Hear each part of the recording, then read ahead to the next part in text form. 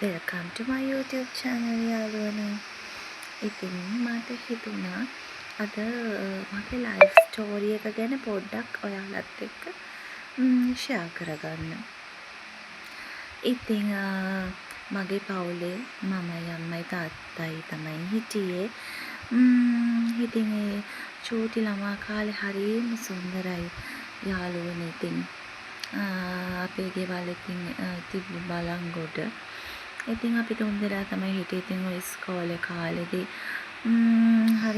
හරිම සුන්දරයි. ඉතින් මම වොලිබෝල් සෙල්ලම් කරා, නෙට්බෝල් සෙල්ලම් කරා. ඔහොම ඉතින් කාලෙ ගෙවිගෙන යනකොට ඉතින් ආෆ්ටර් O level වලින් පස්සේ මම O level pass. O level වලින් පස්සේ ඉතින් කොහොම හරි මගේ තාත්තා කියන්නේ heart attack එකක් හැදිලා ඔන්න නැති වුණා.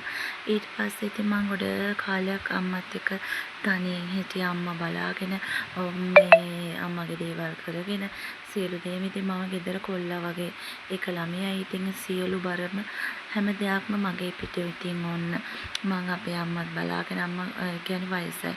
එයා මේ ওই වෙලාවෙත් ලෙඩ වෙනවා. ඉතින් බැලුවක් නැත්නම් ඉතින් මේ හොස්පිටල් එකේ හොස්පිටල් එකට එනවා ගෙදර එනවා. ආයෙ හොස්පිටල් යනවා ගෙදර එනවා. ඔහොම තමයි. සමහරක් ඉතින් දාට ඔය නාගිද්දි අම්මට කලාන්තය හැදෙනවා. ඉතින් දඩි බෙඩි කාලේ ඉතින් මම ඔන්න නාගෙන දුවගෙන ඉතින් මම ස්පිරිතාල වලට යනවා. ඉතින් මම තනියෙන් තමයි අමාරු කාල පරිච්ඡේදයක්.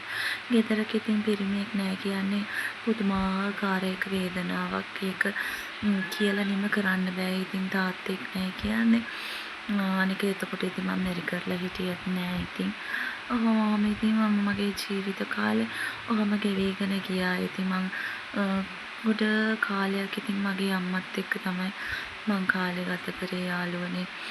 මේ ඉතින් ඔහොම ඉන්නකොට ඉතින් මගේ කියන්නේ මම පාලි යන කෙනෙක්නේ. මං ඉතින් අපේ ප්‍රයා මීටින් වලට එහෙම සම්බන්ධ වෙනවා. ඉතින් අම්මත් පුළුවන් හැටියට මං ඉතින් එක්කරන් යනවා. ඔහොම කාලේ ඉතින් මගේ ආසාවල් achievements ඉතින් ගෑනු දරුවෙක් හැටියට දිනු වෙන්නේ ඒ හැම දෙයක්ම තිබුණා. ඉතින් mainly focus කරේ ඉතින් මගේ අම්මව කොහොම හරි ආරක්ෂා කරන්න, රැක බලා ගන්න. ඉතින් එයාට අවශ්‍ය දේවල් සපයන්න. ඒ සියලු දේම ඉතින් මං කරගෙන මගේ අම්මත් එක්ක මං කාලය ගත කරා. එතකොට කොහොම හරි ඉතින් මමත් මගේ තරුණ කාලෙදී ඉතින් ඔහොම ජීවිතය ගත කරා. ඊට පස්සේ ඉතින් මම මගේ අම්මත් එක්ක කොහොම ඉන්නකොට ඉතින් මටත් affair එකක් තිබුණා. ඊට පස්සේ මම තිබිලා ඊට පස්සේ මගේ අම්මට කොරෝනා හැදිලා ඔන්න අපේ අම්මා නැති වුණා. නැති වුණාට පස්සේ මම ගොඩාක් අසරණ භාවයට පත් වුණා. එතකොට මට කාත් කවුරුත් නැහැ. මට හිටින්න ගයක් දොරක් හැමදේම තිබුණාට කියන්නේ නෑ හිටියට ඉතින් මට ඉතින් එහෙම ලොකු අසරණ තත්ත්වයකට ඉතින් පත් වුණා.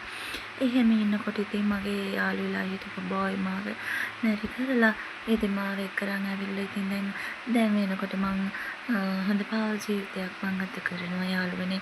මට දැන් චූටි බබෙක් ඉන්නවා. එයා දැන් ප්‍රී ස්කූල් යන්නේ. ඉතින් අපි හොඳ මැරිඩ් ලයිෆ් එකක් ඉතින් ගත කරනවා. ඒත් එක්කම ඉතින් මට ඔන්න ඉතින් ඊට පස්සේ බබා හම්බ වුණාට පස්සේ මට ડિප්‍රෙෂන් එන්න ගත්තා. ડિප්‍රෙෂන් වගේ ඇවිල්ලා මට ඉතින් ෂුගර් තියෙනවා.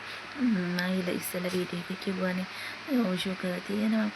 ඉතින් ගොඩාක් ඉතින් අමාරු මාර්ගෙන් ඉතින් කාල පරිච්ඡේදයක් ඉතින් ගෙව දැන් බබා පොඩ්ඩක් ලොකුයි. එහෙම තමයි ඉතින් ලයිෆ් එක කියන්නේ නේද? ඉතින් මට හිතුණා මගේ ජීවිත කතාව පොඩ්ඩක් ඉතින් ඔයාලත් එක්ක ෂෙයා කරගන්න. ඔහොම ඉන්නකොට ඉතින් අර ડિප්‍රෙෂන් ආවා කියන්නේ යාළුවනේ හරියට කේන්ති යනවා. ලයිෆ් එක කියන්නේ නැති කරගන්න පවා මං ගොඩ අවස්ථාවල මං හිතලා තියෙනවා. ඒ කියන්නේ ડિප්‍රෙෂන් ආපුවම මම දන්නේ මම මොකද කරන්න ඕනේ මොකද්ද වෙන්නේ මට සමහරක් වෙලාවට හරියට කේන්ති යනවා මම එතකොට දරුවත් එක්ක මොන හරි කරගන්න මේ කරගමුද කියලා අවස්ථාවල් තියෙනවා ඒ කියන්නේ ෆැමිලි ඉෂුස් පවුලේ ප්‍රශ්න පවුලේ ඉතින් කරදර බාධක ඉතින් මට අර කවුරුත් නැති නිසා ඉතින් ගෙවල් වලින් එන ප්‍රශ්න තීරණ සිල්වීම දරාගෙන ඉතින් මම ආගේ මේ නිසා මම ඉතින් යාඥා කරාම යාඥාවෙන් තමයි මම හිටියේ ඊට පස්සේ කොහොම හරි මට කියන්නේ මට ඇදහිලි වන්තියක් හම්බුණා මට මොකද මං කියන්නේ ගොඩක් YouTube එකේ ඔයාලා අහලත් ඇති පාස්ටර් ජෙරෝම් ෆර්නාන්ඩෝ කියලා ඒ පාස්ටර් ගාවට මම ගිහිල්ලා මම කියන්නේ යාඥා කරා මං වෙනුවෙන් මම තනියම ගිහිල්ලා මම යාඥා කරා මට මේකේ නිදීමක් ඕන එහෙම කියලා මගේ තියෙන ලෙඩ රෝගවල වලට ඒදා මං ගිය අවස්ථාවේදී මට ලොකු නිදීමක් මට ලැබුණා යාළුවනේ මං ඒ කියන්නේ මගේ ජීවිතේ මුළුමනින්ම දෙවියන් වහන්සේ මාව වෙනස් කරා මම දැන් ඇත්තටම හිත ශක්තිමත් කාන්තාවක් ලෙස මම ඉන්නවා මට කවුරුත් මාට බල කරේ නෑ මේ වීඩියෝ එක දාන්න කිසිම දෙයක් මට ආස හිතෙනවා මට මේ දේවල්ත් එක්ක ෂෙයා කරගන්න මොකද මම ගොඩාක් සතුටින් දැන් ඉන්නේ යාළුවනේ මගේ තියෙන ලෙඩ රෝග මට ගොඩාක් කොන්දේ කැක්කුමක් තිබුණා ඒ කොන්දේ කැක්කුම මට දැන් ගොඩාරියක් අඩුයි කියන්නේ ඇත්තටම නැතිලා ගියා මට එදා යාඥාවේදී පාස්ටර් මට ආශිර්වාද කළා මට අත තියලා මට යාඥා කරපුවා මට ලොකු සැනසීමක් නිදීමක් මට හම්බුණා පාස්ටර්ගේ යාඥාවට ගියේ නැත්නම් එක්කෝ මමයි මගේ දුවයි මගේ ලයිෆ් එකම නැති කරගන්න ඇති සමහරක් විට දෙවියන් වහන්සේ එයා ප්‍රොෆෙට් මාර්ගයෙන් මට ලොකු විශ්ම ජනක දෙයක් මට එදා කරා මම ඇත්තටම හරියම සතුටින් නම් දැන් මගේ දරුවත් එක්ක මම ඉන්නවා මගේ හස්බන්ඩ් ගේ ප්‍රශ්න තියෙනවා තමයි නමුත් මම හිතන විශ්වාස කරන දෙවියන් වහන්සේ මගේ පෞල් ජීවිතේ ආරක්ෂා කළ සතුටුවත් දෙවියන් වහන්සේට කැමති විදිහට කැමති පෞලක් ලෙස දෙවියන් වහන්සේ අපිව මාරු කරයි කියලා යාළුවනේ මම කියන්නේ ප්‍රශ්න තියෙන හැමෝටම මැරෙන එක නෙමෙයි සොලියුෂන් එක